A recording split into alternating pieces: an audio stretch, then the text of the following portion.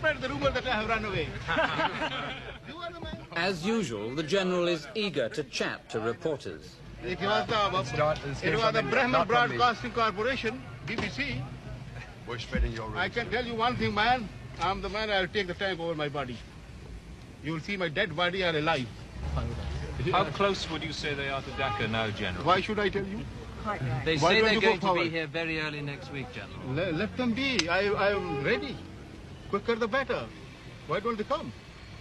Well, we think they are coming, quite honestly. Well, let them come. I say you go with them. You will take very good pictures. Do you think you can take care of them?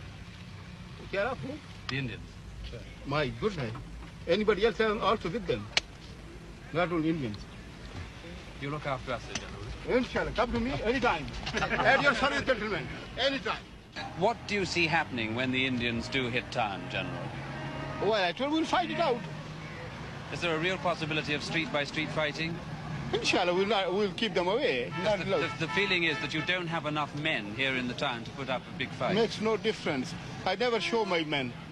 Will you make any attempt at a conditional surrender? No, sir. The question is either we live or we die. Colonel, is there any question of a surrender yet, do you know? Would you know? No, no surrenders. Yeah.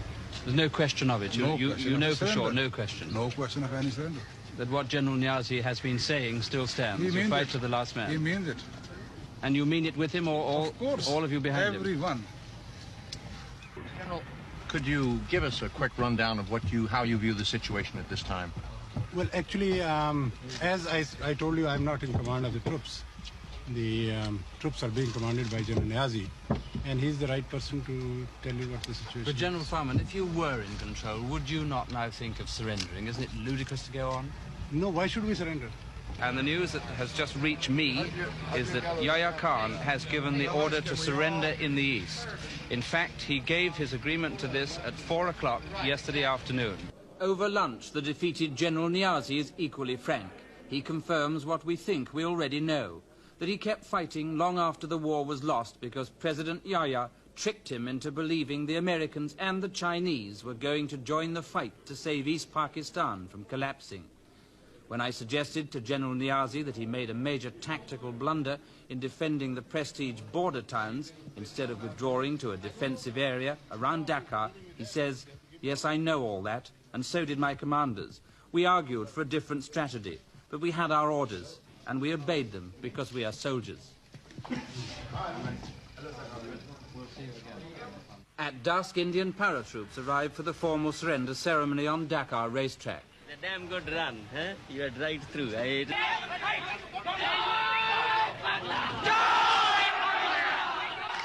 Unofficially, the birth of the new nation is proclaimed when the Bangladesh flag is raised over the radio station.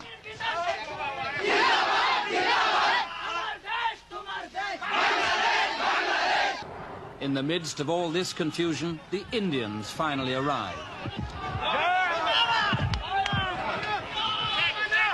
Were there moments where they did really put up a fight to the death? Oh, yes. I think practically everywhere. The Pakistani soldiers fought extremely well, I must say. In fact, I would say at times it was so fanatical. Then I've sort of said, look at this man, he's just dying for something where he has no business to be just come charging across, which is just ridiculous at times. I felt very sorry, in fact. It seemed to us that you've taken your time. We've been expecting you for days, 4 or 5 days. Yes. What was holding you up particularly? Was it just the politics of the situation, or was it the fighting? Well, I mean, we were not in a particular hurry, really. I mean, in the sense, we wanted to finish this as quickly as possible, but you know how it is. I mean, you don't want to lose too many men in the bargain. I mean, I'd like to save my men and yet win a battle if possible, rather than have them massacred. Because, this morning I lost 3 of my men. And this happened half an hour before the ceasefire or whatever it was. Would you say that the truth is that you really didn't have a chance from the very beginning of the war, once there was a war started? I am not willing to give any interview, please.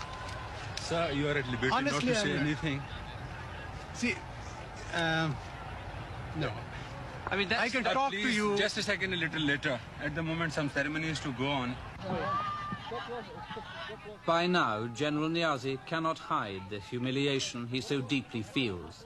it seems to me that he is close to tears.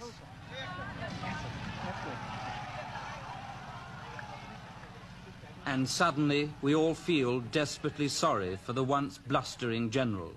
At this moment, I think most of us would have given almost anything to see Yahya Khan in General Niazi's place.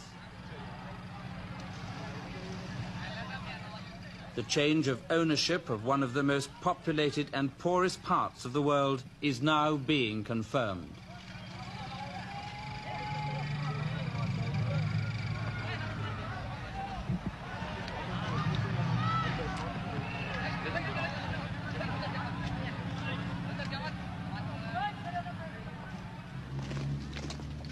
What the defeated Pakistani army leaves behind it is a legacy of bitterness and hatred.